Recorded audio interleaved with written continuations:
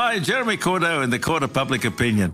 I'm just on air here to let you know that we'll be live streaming the Court of Public Opinion every Friday between 9 o'clock and 12 on jeremycordeaux.com. Please join us. We'd love to have you.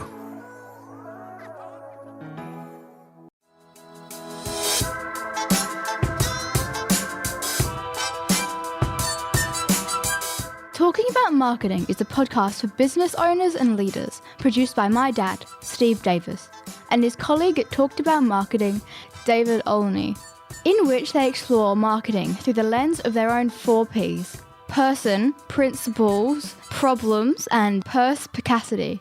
Yes, you heard that correctly. Apart from their love of words, they really love helping people. So they hope this podcast will become a trusted companion on your journey in business. David, we're going to do the right thing in this episode. We both have throat fatigue, but we're not going to talk about that. We're going to focus on digital fatigue. Is that us taking the higher road? I think it's taking the more practical road because digital fatigue is every day. Throat fatigue is only occasional. On that note, let's clear our throats and get ready to start the storytelling. Our 4 Ps. Number 1, person. The aim of life is self-development, to realise one's nature perfectly. That is what each of us is here for. Oscar Wilde. In the person segment for this episode, we have one last visit of Oscar Wilde, and it's from Matthew Sturgis's biography of Oscar Wilde, which was called Oscar. Amazing book. If you really want to lose yourself in Oscar Wilde's life, just leave a trail of breadcrumbs behind you because you'll probably want to get out at some point. Amazing book. Thank you again, David, for introducing it to me. One of the things that popped up as I was reading it that I thought would be relevant for this segment is the whole concept of at-homes, which is a very English thing to do in the 1800s in some circles. And at home is like it sounds. We will be at home on this Saturday afternoon, and you're invited to come and visit and have conversation with us, etc. In Oscar's life, yes, when he finally got a home in Tite Street with his wife Constance, Constance did set up her place on the at-home circuit, so people would visit, including, W.B. Yeats, for example, guests like that, just dropping in and having a chat. But I think if we go right back to the beginning, we can see the influence that ultimately came to bear on Oscar Wilde, because Lady Wilde, she would have at-homes on Saturday afternoons back when he was just a small boy. In fact, I've got a little quote here, a snippet from Matthew Sturgis's biography of recounting those early influences.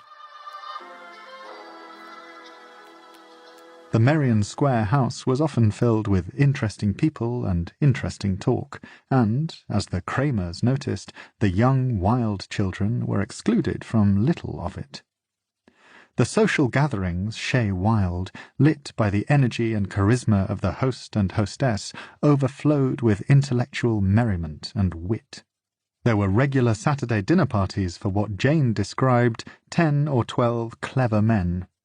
They would dine at 6:30 and part at 11.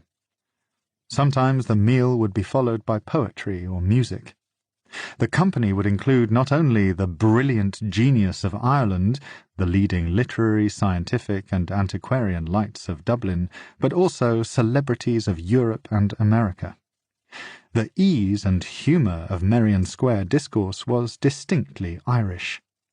Even among men of science, facts were never allowed to dominate diversion. Dr. William Stokes, William Wilde's great friend and mentor who lived in the square at number 5, pronounced it as the golden rule of conversation, to know nothing accurately. Many things, though, were known with assumed inaccuracy. Conversation ranged across all the current topics and literature and science of the day. Ideas were taken up, played with, and discarded. Nothing was sacred.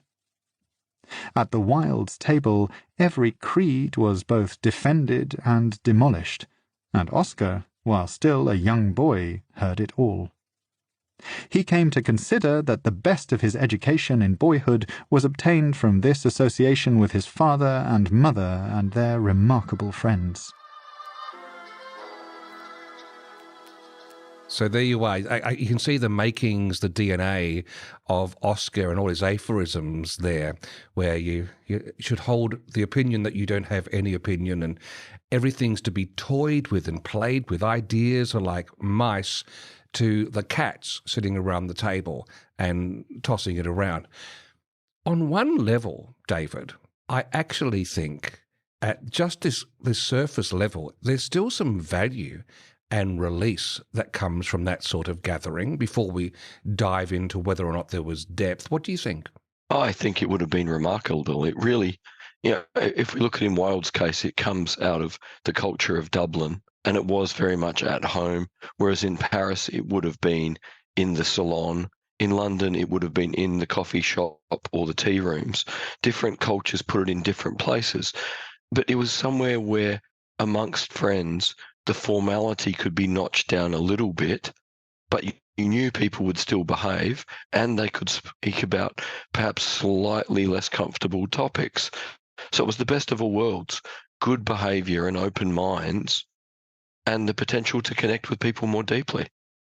We've been thinking about and talking about and practicing community this year in particular. And one of the things that Matthew Sturgis hones in on is that these gatherings were largely performative. You carried your mask, which our next episode will touch base on in relation to Noel Coward. But here we've got the performance. You're there to dress up, to be whoever you're, not your full public persona, but your next step back public persona. In fact, I was talking to someone today who's her name's Kelly. She listens to our podcast. She's been recruiting in a medical field, and she commented how some candidates, when they have the Zoom meeting, they just move a little bit and she can see they're wearing pajama pants.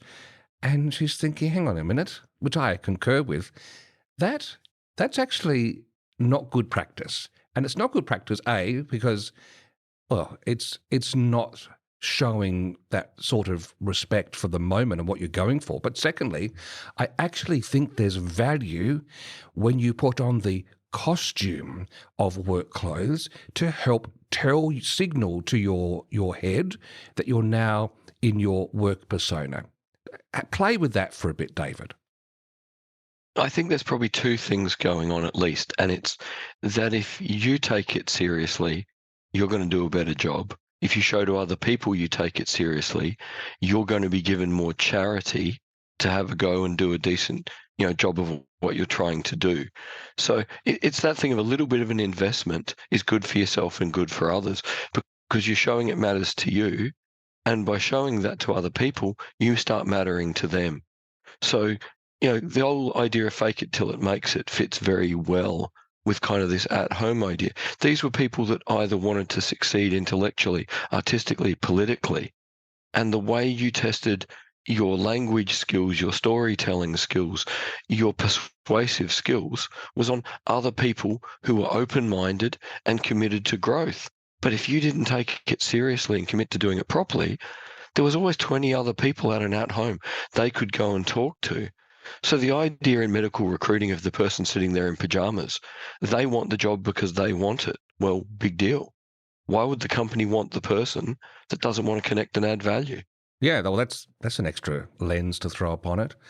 And I suppose to round this off from a personal perspective, I did like, as we were making our notes about this, I did ask the question, because I'd like us. In fact, I'd like to experiment with running some at-homes myself. I actually really love the concept. And I asked the question, do we get to drop our guard much? I went travelling with another mentor from the Adelaide Business Hub program, and Hayden and I got to share a room together one night, in separate rooms, I should say. It was an apartment, David. I can see that look on your eyes. I've got no problem with it, but I'm going to go, how are you going to add this to your Tinder feed? There's going to be a Tinder feed angle. But we actually had a very frank, relaxed conversation about all things to do with business, and I relished that moment for that, because I really did drop my guard. Had my pajamas on, I'll say, but I dropped my guard. And I think I think there's importance, especially for blokes, we're worse at it than women, of having that clutch of people around us with whom we do drop our guards. Any final parting thoughts on that? I think if you have come up with some basic rules about how you want to behave in the world, so that your behavior is always reasonable, you can drop your guard, because what you default to is what you've trained yourself to. And that is incredibly relaxing. I think what we want to make sure people are clear about is we're not defaulting to dropping your guard means you get to essentially have verbal diarrhea. That really doesn't serve anyone. Well, that takes us back to, I don't know what episode it was, where we talked about puzzles, problems and messes. Exactly. You don't just go down and melt and share everything. Yeah, give people a mess, because they don't know why, and it's not their role. No, but you might toss around a problem or two that you've been in the right company. But also, Exactly. I wonder if some people are listening to this going, what are you on about, Steve? We get together all the time and have this. But I could be an odd one out. I think I share this with other business owners who run their own business, is you do tend to work or have your mind in the workspace 7 days a week. And so it is odd for me to be charting this territory. And I'm implementing at the moment, I'm graduating towards siphoning off some days for this sort of downtime. I think it's that important. Absolutely. Like, the more we remember that we are a bigger combination of things than just doing the job or just growing the business, the better it is for us, because when we get nourishment for interacting with other people, talking about other things, all the positivity that comes from that goes into every part of our day and life. In which case, David, I'll wait out by the letterbox for our invitations to our listeners at homes. Our 4 Ps.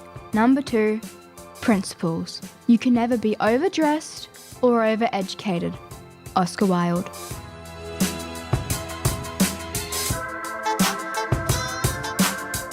For the principles segment, I want to read some quotes from a post I saw early this year. It was in the middle of winter, by a person I know here in Adelaide, Jessamine Hayden McLaughlin.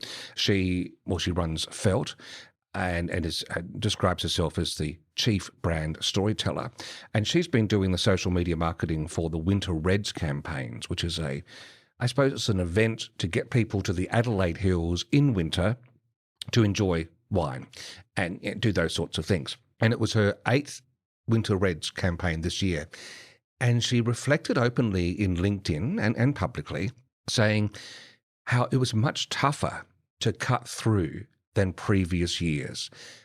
Overall, reach of the social media activity was down, although she had started to know that the year before in 2022. Facebook ads, a necessary part of the mix, and more reels in the content mix, the better. So reels did well. And she also makes a note, well, if you suddenly think you're going to make reels, those short video pieces, well, that's fantastic. They are fun. They take a lot more work. They're very time intensive to get right. So if you're going to do it, you've really got to make sure you've got resources for that. But she said this, and this is what caught my eye. In my experience, digital fatigue is a real and increasing part of the social media landscape. People see your content but are less likely to comment, like, and engage. They're tired, and so am I. So I 100% get it. And I think you're fully on board with that too, David. Oh, absolutely. Even during my master's, when I did the social media subject, and Sarah Ali was trying to get us to all believe about the wonders of social media and its effectiveness for getting your message out.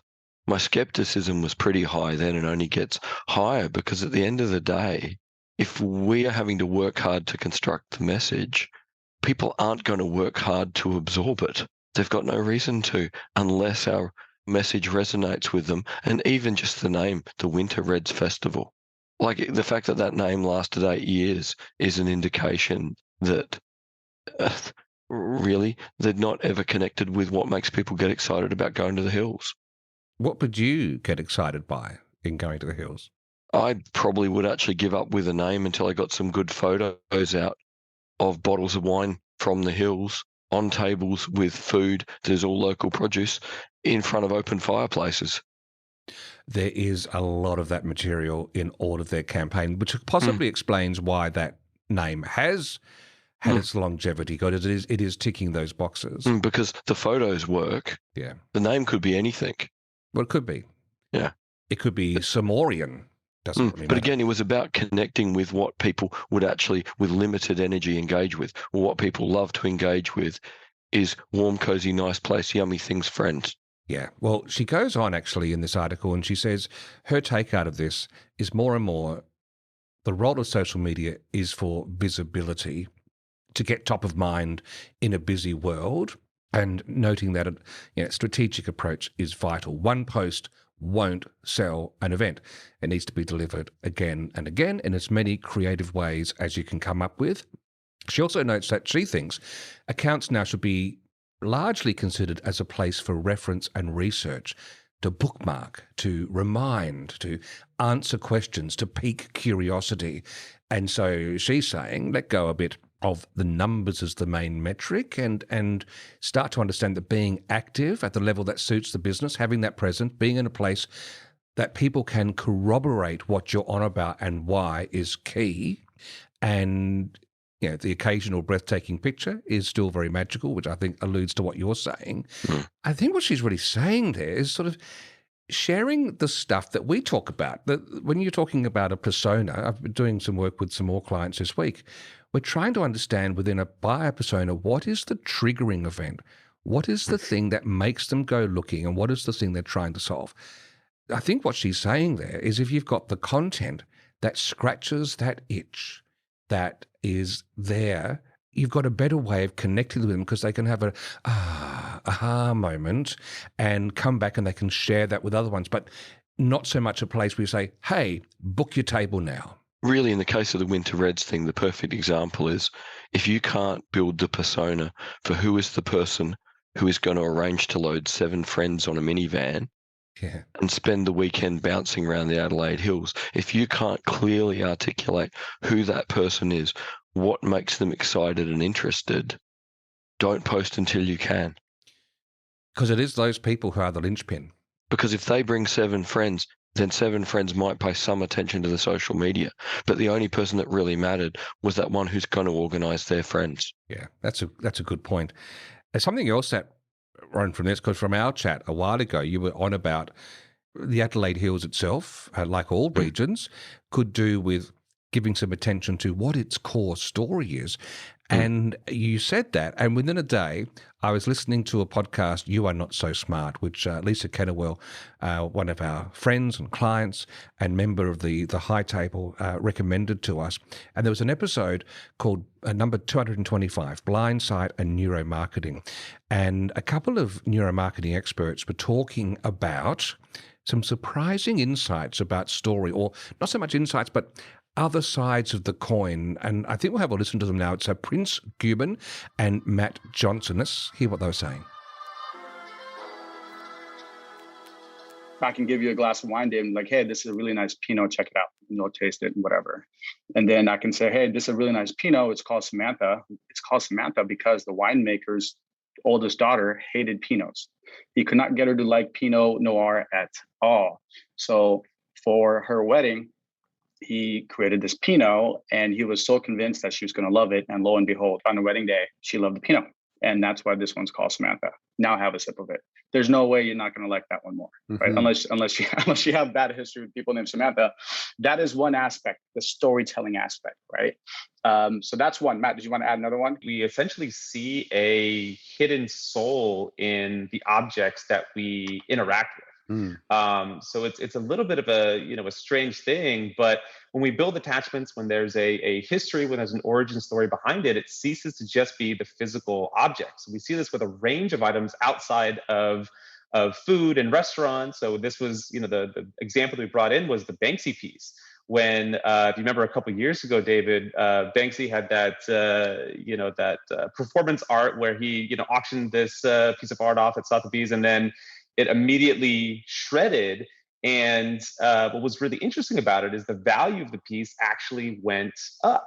So the piece was actually physically destroyed, but as I mentioned earlier, we see the hidden soul in things. And that hidden soul transcends the sort of physical qualities, the physical iteration of it.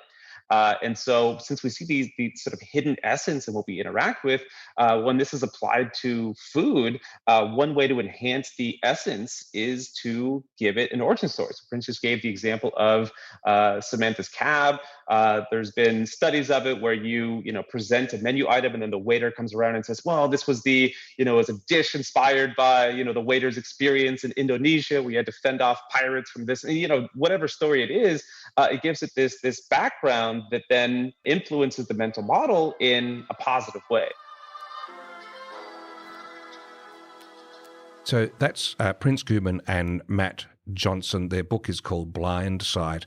And so the two main things that stick out for me there is how, yes, you've got wines, but now here's a wine that's got a particular story, that the winemaker was on a quest to make sure his daughter would like this wine.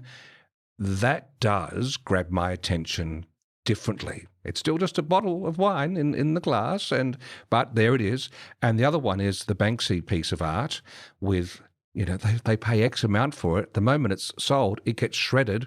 You could argue that's the art wasted. They're looking at it in terms that, well, there's almost like a soul, a hidden soul that is in all things, but story brings that to the fore. So it becomes worth more because this is you being connected to Banksy and Banksy's product in some hidden way. And of course, along there, of course, that other reference in that little quote was about finding a way that the waiter comes once you've been looking at the menu and says, I'll draw your attention to this because this menu, this item, the chef was inspired while rowing a boat between Australia and Indonesia and being attacked by pirates. And this is, blah, blah. And suddenly you're drawn in. So, let's reflect on a couple of these things from a marketing principles perspective about storytelling and how it's like a pea in the cup trick when you move those.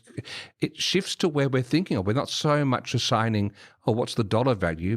We're either caught up in a story or we're not. It really is a way to get feeling mind involved in what's going on rather than thinking mind. Thinking mind is going to go, is there status in drinking this bottle? Well, there's not much status in drinking the bottle that someone made so their daughter would like it.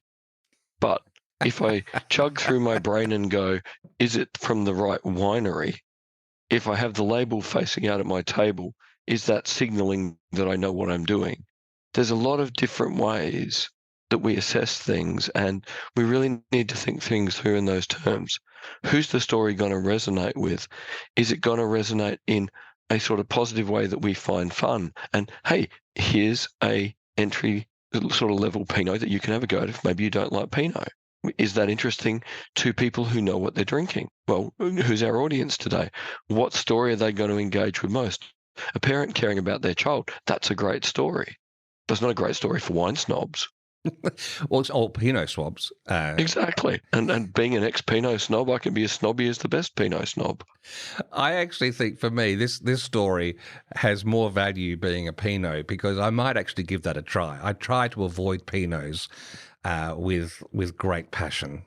They're just such... All right. I am going to be forced now to go on the hunt for affordable quality Pinot, which is the reason I don't drink it anymore because all the quality stuff is now stupidly dear. And all the cheap stuff is bad. Okay. Well, I did traipse all over the South Island of New Zealand hunting amazing Pinots, which we were told was a place to get them from. They all tasted like water that dirty socks had been washed in. Yeah, that's not good. We might have to kind of extend your palate toward Pinot step by step. Well, there we go. On that note, dear listener, in applying this sort of principle to your marketing, the question is, what is the story behind it? We've talked about storytelling a lot, but this is a different angle. This is about giving Feeling Mind a chance to connect and come along for the ride. Our 4 Ps. Number 3, problems. I asked the question for the best reason possible. Simple curiosity. Oscar Wilde. In the mailbag this week, I had a wonderful email exchange with Donald from Don Allen.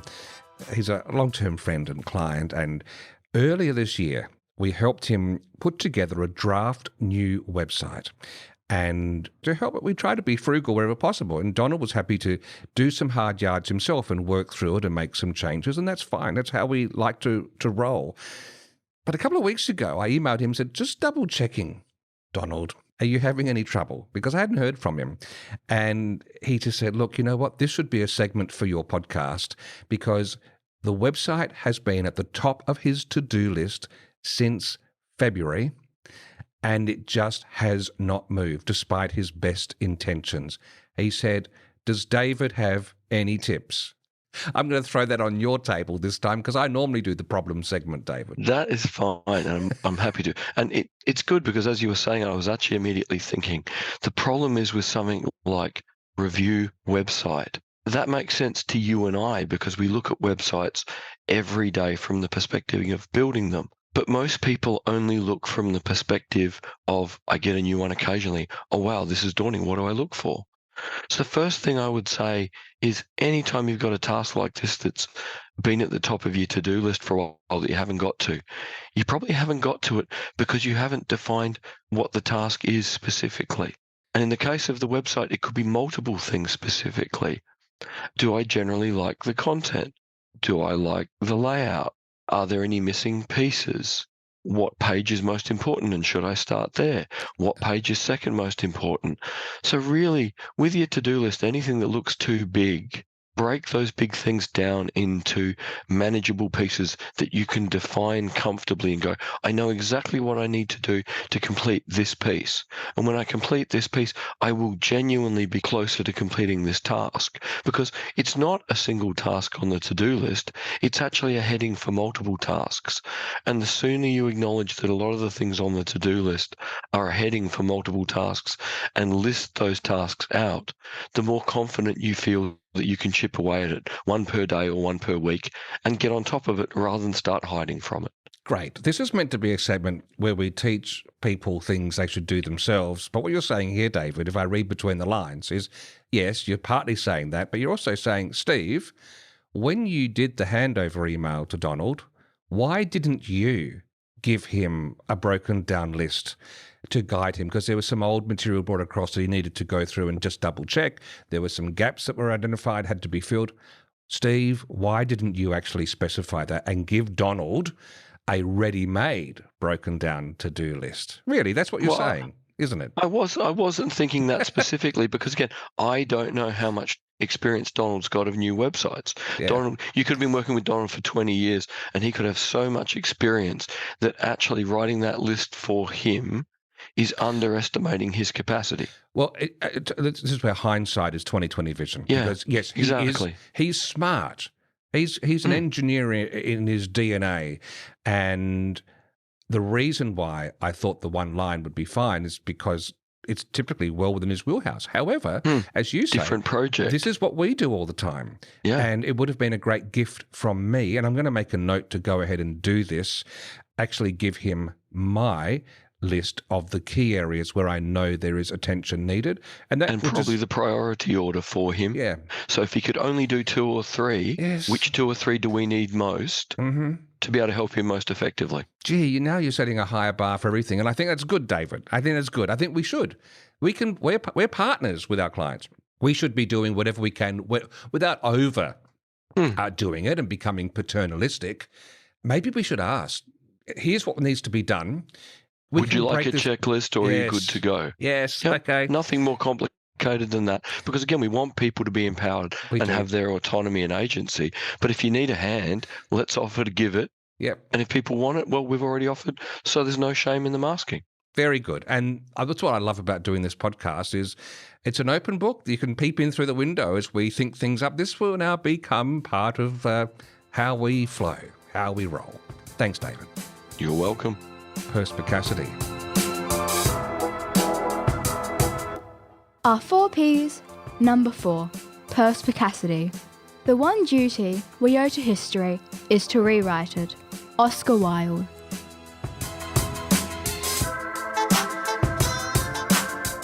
We're now heading to the halfway mark of David Sandler's Sandler Sales Submarine.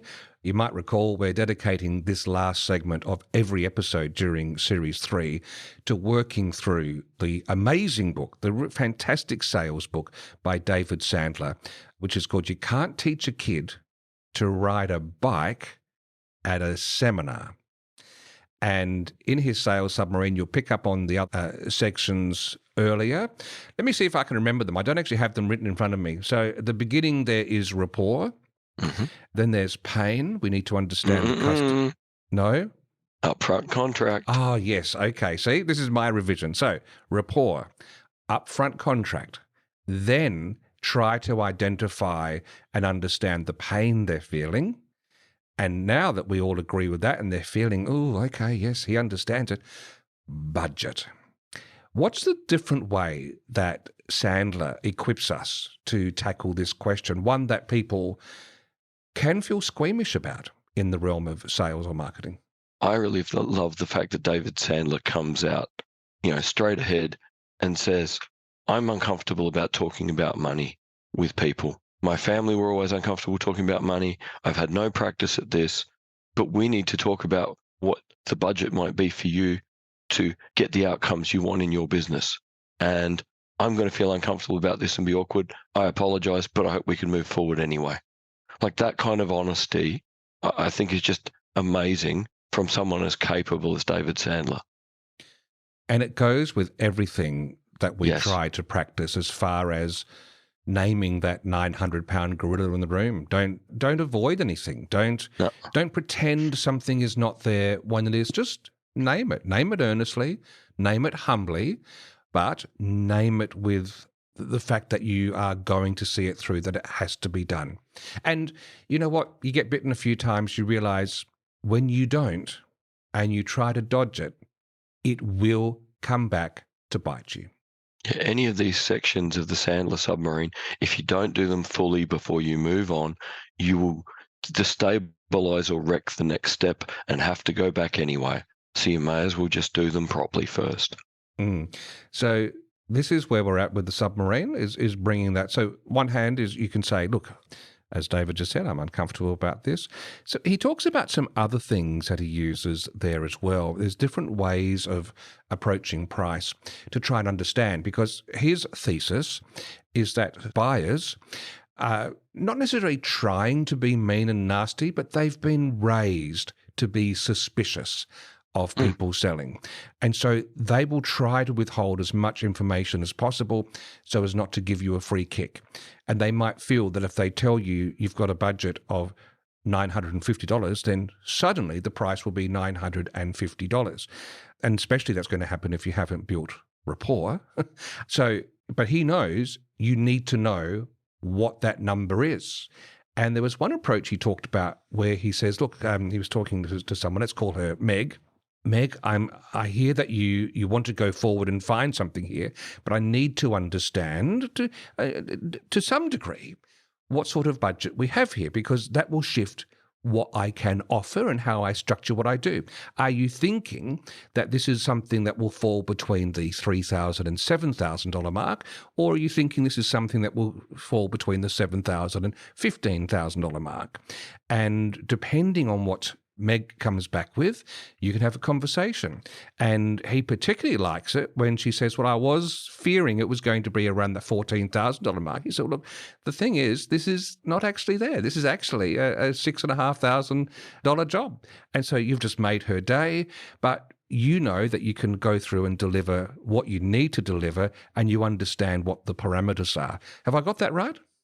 Absolutely. Like, get people to give you a number if they're willing, just within a range. Like, as a range, where does your budget fit? And if they're really uncomfortable, give them some ranges and let them pick. And then, because if you've done the pain step well enough, you can go, well, at that range, we could certainly work on the first thing you would like to achieve. That could definitely be achieved for that amount of money. And we may be able to make significant ground on the second thing you would like to achieve, but it most certainly wouldn't achieve the third thing you would like to do. Yeah. Now, that doesn't mean we can't come back and revisit that as a second project later when your budget, is higher, or that next year you've got budget again and we do it as a second phase. So there's so many ways to have the conversation where you aren't pushing anyone towards spending more money. You're just having an honest conversation about what do they want to achieve versus what does it cost for you to deliver them the product or service they need to achieve it. Another thing you mentioned, which I've used a couple of times now, is where he says, look, off the record, what sort of budget are we talking about? And that little phrase, off the record, it does work. I mean, it works, again, if you've got the rapport built up in the early stage, and it's been quite disarming, and I've been able to move ahead and get some projects as a result of that. But the other thing which he shared, and this is probably the last thing for me from the budget perspective that I really like, is he introduces the concept of a monkey paw. And I think it was at this stage of the book that he does this, David. Correct me if I'm wrong. Yeah, no, it was. Where he used the example of someone selling big commercial air conditioning systems for buildings. We're talking hundreds and hundreds and $100,000, if not millions of dollars. And this guy was going in with a different company and getting outbid and all sorts of trouble. And what he did was he came up with the idea of saying, look, I tell you, before we go ahead and we put through the whole quote, what if I do a complete audit and assessment for you so you know exactly what you should be looking for. And that might cost you $10,000. It doesn't matter who you go ahead and buy with, but I'll do that. And this gentleman won that contract, and sure enough, because he already had a much closer relationship, was able to win the bigger project. And he calls that a monkey paw because the big chains that tie up those huge cruise liners and cargo ships, you can't throw them off and catch them on the harbour. So they attach this long sort of rope with a hook on it or a ball, and that gets thrown off. That's easier to catch, but it's connected to the big chain, and then the people can pull that big chain over and tie up your boat. So the monkey paw is, have you got something you can offer that's small and valuable, that gets you in, that gets you the chance to prove yourself, which puts you in the warm running for the bigger project. Very clever, David. Oh, it's very clever because, in a sense, the monkey paw is giving you another chance at rapport, future contract, pain, and budget. Yes. It's giving you a chance to revisit all 4 first steps in a smaller project, where in the case of the air conditioner example, this person now knows you technically understand what you're doing so well, that you understand their situation, that you're applying no budget pressure, and you've worked out exactly what they need in terms of what do they want to achieve. Because air conditioning a building is not a simple thing. Are you air conditioning it because it's a hospital and you need to not contaminate different areas with different air? Is it a hotel and different areas need to be different temperatures? What are you doing? By doing this report well on what it would cost to air condition this building properly, you are demonstrating that you've listened carefully, built rapport, understood the challenges, understood the potential budget questions, and you've done all that in a way where if they come back to you after, well, now they get a discount of the cost of the report off the big job with a person they've already come to trust. Yeah. No doubt there's some helpful things as we seal the door now on stage 4, part 4 of the Sandler Sales Submarine. The book is a great book, although even listening to the audiobook, the second edition, narrated by Dave Matson, who's the current CEO of Sandler Training, is the one we recommend. You can't teach a kid to ride a bike at a seminar. David, thank you again for another Talking About Marketing. Thank you, Steve. Thank you, listener. I might see if I've got a bottle of Pinot lying around. I'll have to go find one for him. Oh, that's right. I was washing my socks in it last night. Thank you for listening to Talking About Marketing. If you enjoyed it, please leave a rating or a review in your favourite podcast app. And if you found it helpful, please share it with others. Steve and David always welcome your comments and questions, so send them to podcast@talkedaboutmarketing.com. And finally, the last word to Oscar Wilde. There's only one thing worse than being talked about, and that's not being talked about.